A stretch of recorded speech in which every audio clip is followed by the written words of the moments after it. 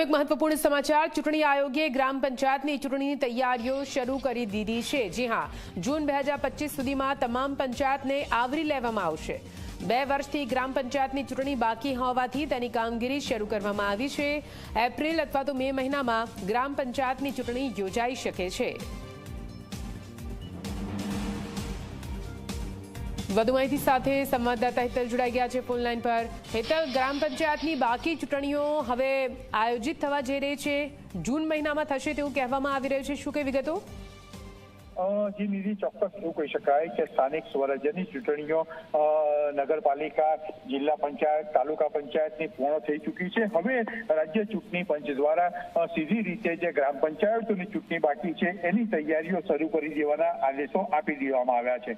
એટલે સ્વાભાવિક છે ગ્રામ પંચાયતની મતદાર યાદીથી માંડીને અનેક એવા જે સંલગ્ન કામો છે એ કામો કરવાની વાત ચૂંટણી પંચે નીચેના વહીવટી તંત્રને કહી દેવામાં આવ્યું છે। અને સ્વાભાવિક છે કે સૌથી મોટી ગ્રામ પંચાયતની જે ચૂંટણી છે એમાં સૌથી વધારે મહત્વની બાબત એ છે કે એ બેલેટ પેપરથી થતી હોવાના કારણે ક્યાંક ને ક્યાંક એમાં સમયગાળો પણ વધારે જોઈતો હોય છે। એટલે 25 જૂનની આસપાસ આ ગ્રામ પંચાયતોની ચૂંટણી યોજવા અંગેની કવાયત અત્યારથી હાથ ધરવામાં આવી છે અને એપ્રિલ મે એમાં પણ ચૂંટણી યોજાઈ શકે એ પ્રકારની એક શક્યતાઓ અત્યારે જોવામાં આવી રહી છે। જી નીતિ। બિલકુલ હેતલ, પૂરી માહિતી માટે આભાર।